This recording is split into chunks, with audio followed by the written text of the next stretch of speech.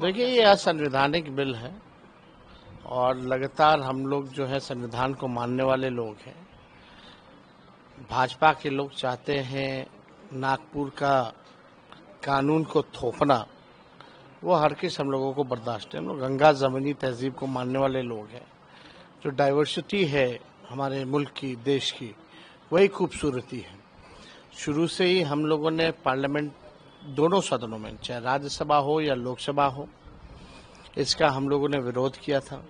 चाहे बिहार में विधानसभा हो, विधान परिषद हो, उसका विरोध किया था इस बिल का। और आने वाले समय में भी हम लोग विरोध करेंगे।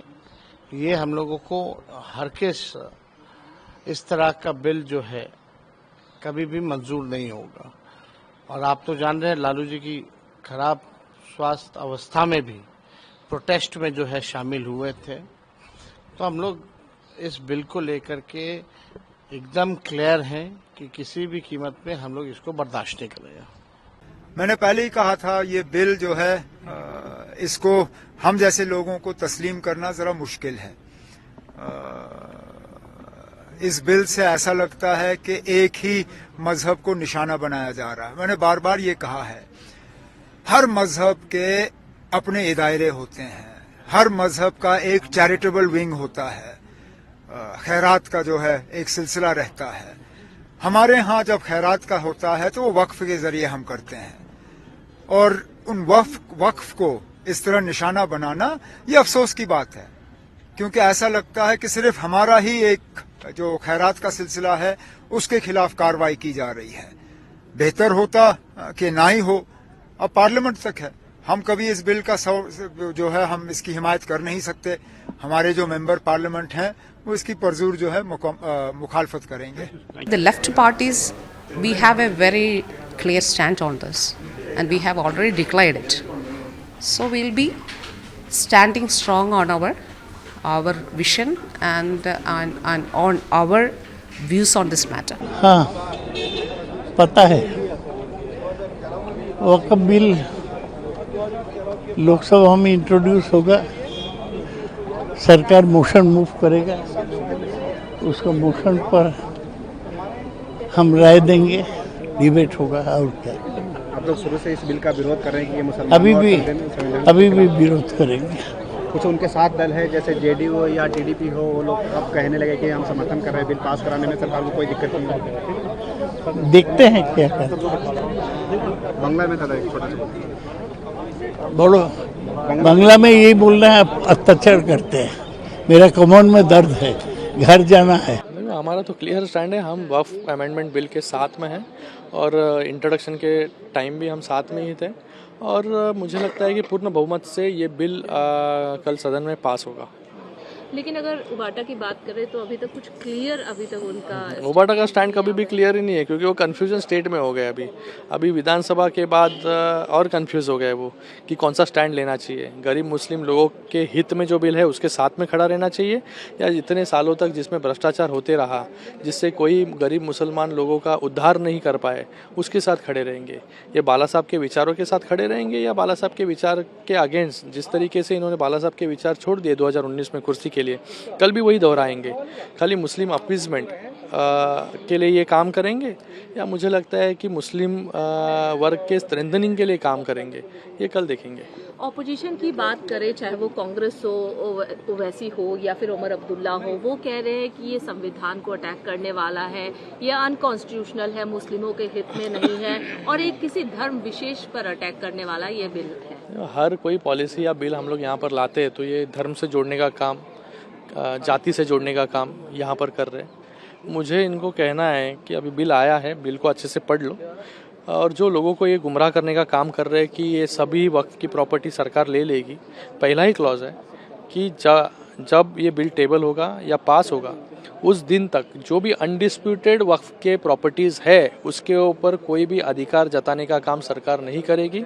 जो डिस्प्यूटेड है, जिसकी सुनवाई नहीं हो रही है, अभी आप वक्फ हो, वक्फ तो कुछ भी बोल रहा है, पार्लियामेंट भी हमारा है या हाई कोर्ट भी हमारा है, और अगर वक्फ के पास, ट्रिब्यूनल के पास, या जो भी वक्फ का बोर्ड है वो बोल रहा है कि अमुक अमुक एक प्रॉपर्टी हमारी है, और हमें जिसकी प्रॉपर्टी है उसको प्रूव करना पड़ रहा है, पेपर्स दिखाने पड़ रहे हैं कि ये प्रॉपर्टी हमारी है। और किसके पास न्याय मांगने जा रहे हैं? वापस इनके पास, जो इनको कह रहा है कि ये प्रॉपर्टी हमारी है, उसके पास ही न्याय मांगने। ये तो ऐसी व्यवस्था इतने सालों तक यहाँ पर आती रही है, उस व्यवस्था को सुधार करने का काम कल इस बिल के माध्यम से करने वाले हैं। नहीं, वृहद चर्चा होगी। ये किस प्रकार गैर संवैधानिक है, किस प्रकार से एक एक करके अल्पसंख्यकों को सेग्रीगेट करके अटैक करके करने की प्लानिंग बन रही है।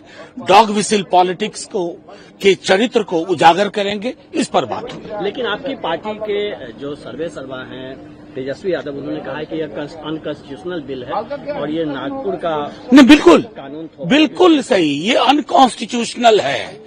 इनके तो 90% बिल में कॉन्स्टिट्यूशन की धज्जियां उड़ाई जाती है और ये भूल जाते हैं कि हमने फार्म लॉज के वक्त में कहा था हाथ जोड़ के कि इसे मत पास करो, वापस लेना पड़ा ना।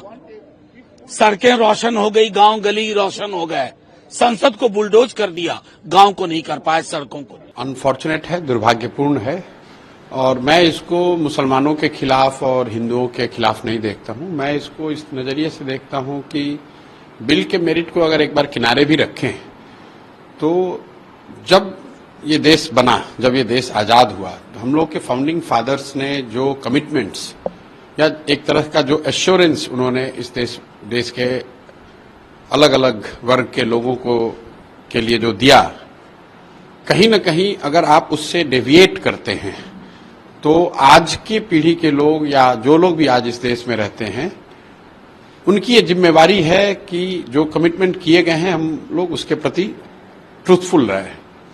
अगर आप कोई चेंज कर रहे हैं, उससे कोई वर्ग प्रभावित होता है, तो निश्चित तौर पर इस तरह के कानून बनाए जाने से पहले उन वर्गों को कॉन्फिडेंस में लिया जाना चाहिए।